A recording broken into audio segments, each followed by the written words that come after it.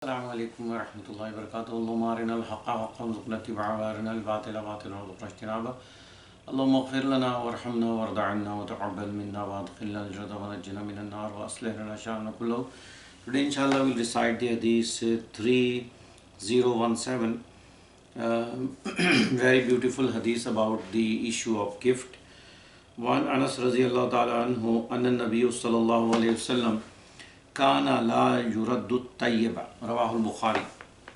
Anas radiyallahu ta'ala anhu reported that Rasulullah sallam never returned a gift which was given in the shape of a perfume or a fragrance. At that time the fragrance was usually in kind of oil. So in another narration it says is oil, but it is actually the fragrance or the perfume. So this is very beloved to our beloved messenger. In another narration it is also mentioned that Rasulullah have mentioned that 3 gifts when given you should never return it. You always accept those 3 gifts. And also Rasulullah is teaching that how and what you should give as a gift. And those 3 things are, Rasulullah says, it is a pillow, it is a perfume, and it is milk. So 3 categories Rasulullah has mentioned. You can give something as a comfort or a decoration to someone. You can gift as something which is fragrance or perfume to someone. And you can give something in terms of an edible things. And milk, that at that time, in the time of Rasulullah, was a big blessing.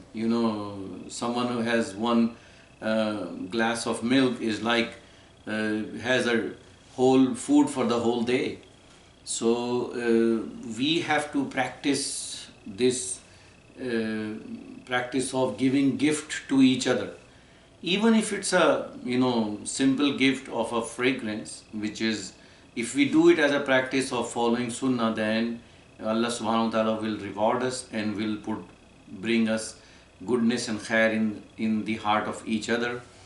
And another main thing mentioned in this hadith is also that you should never ask someone to give back your gift. So this is also, once you give it for good, because that the other person becomes the owner of it. Except there is only one category, and that category is your parents. If your parents give you any gift, then they have the right on you that they can get the gift back from you for whatever reason. They don't even have to mention about the reason.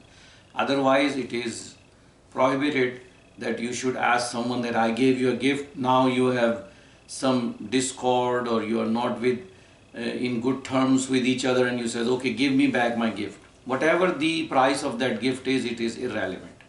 So we need to practice giving gifts to each other.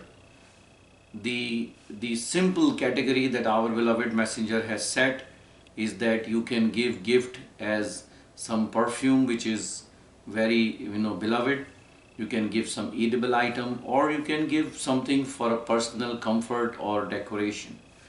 May Allah subhanahu wa ta'ala follow the sunnah of our beloved Prophet of giving gift and accepting gift and making our hearts attached to each other through this worldly act. Wa akhiru da'wana alhamdulillahi rabbil alamin.